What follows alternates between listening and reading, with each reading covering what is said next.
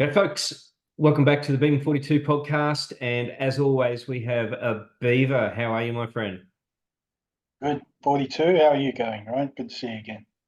Mate, not too shabby. I got smashed up in my tips last week, but round three was just out there. We started off with Penrith smashing the Broncos in multiple ways. How'd you see that?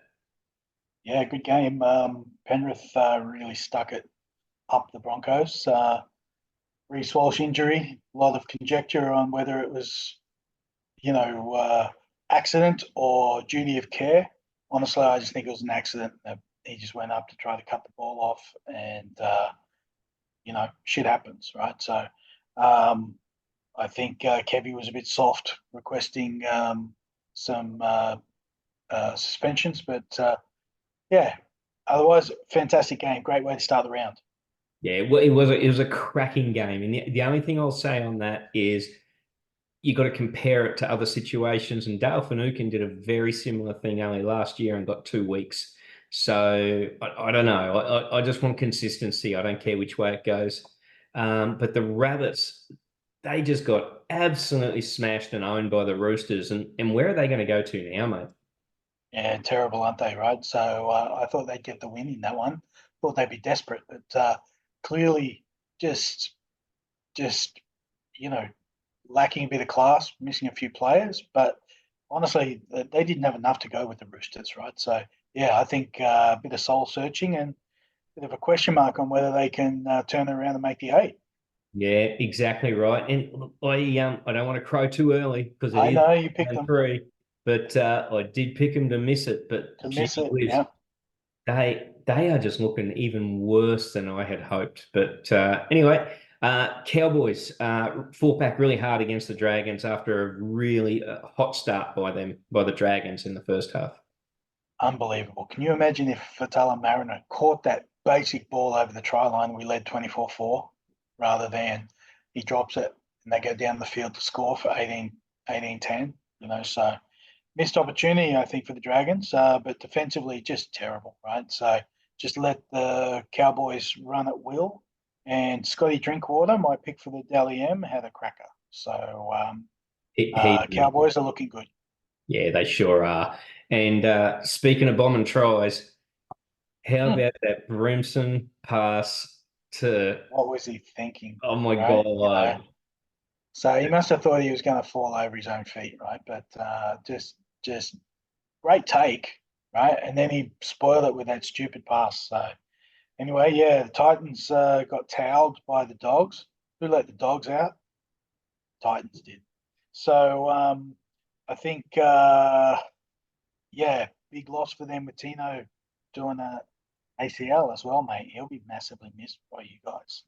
Yeah, So Titans in for a tough season now. yeah. Look, Spooners. I'm tipping them to be the spoon. I just think they showed zero heart and zero passion. And it's going to be really hard to turn that around. Speaking of Yeah. heart and passion, I think the Tigers showed a whole heap of it, but I think people are jumping on them a little bit too quickly. I think they got to win, but they're still not back. No. And the Sharkies had a bit of injury misfortune during the game, which cost them the bench spots. But they just weren't in the game from the beginning. The Sharks, right? They were very ordinary, and that's my concern with the Sharks. I just don't think that they can get up all the time, and they're a dour team. So, but how good was the crowd at Leichhardt? Looked fantastic on the hill.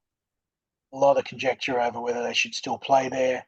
Um, we've been there and watched the game. It's not a great ground, but it's a fantastic place for the game, right? Given the history. So $55 for a ticket on the hill. That's a lot of coin. Can't believe the pricing structure they have, but the vibe, it's all Yeah, about the vibe. yeah, And they got it in spades when you go there. And I don't care. I think every team should have their own home ground. I think these shared multi-max stadiums is not good, but it's financially sound. yeah. So, which way do you go with that? But anyway, last game of the round was Eels and Manly, and gee, that was a cracking game. That was two teams that really showed they were top four. But a couple of injuries out of that might change that. Well, it was the second last game of the round, right? Because there was a Newcastle Storm game after it. But it was a cracker game, eh? Right? Lead chopping and changing all the time. You know, Manly showed, they can, they are going to be around that top eight. They are going to contend, right? So they can mix it. But in the end, Eels just had a bit too much. Um, and yeah, but I tell you that the Sea Eagles look really quick when they get the ball out to their outside backs, right? So fantastic game. Go the Eels.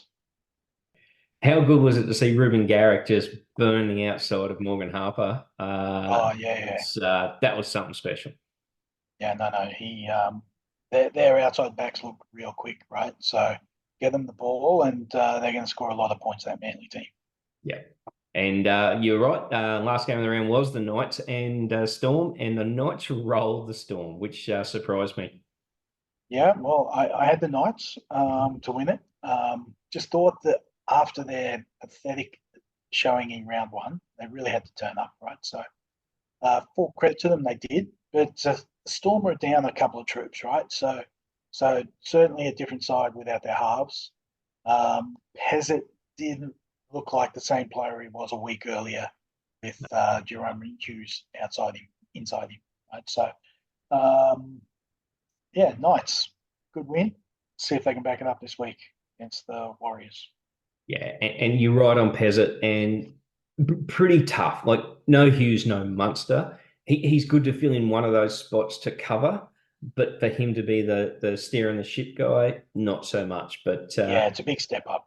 oh, way different, way different. But yeah, look for the Storm to bounce back. So anyway, mate, that's our KFC wrap up of round three. We'll talk to you soon.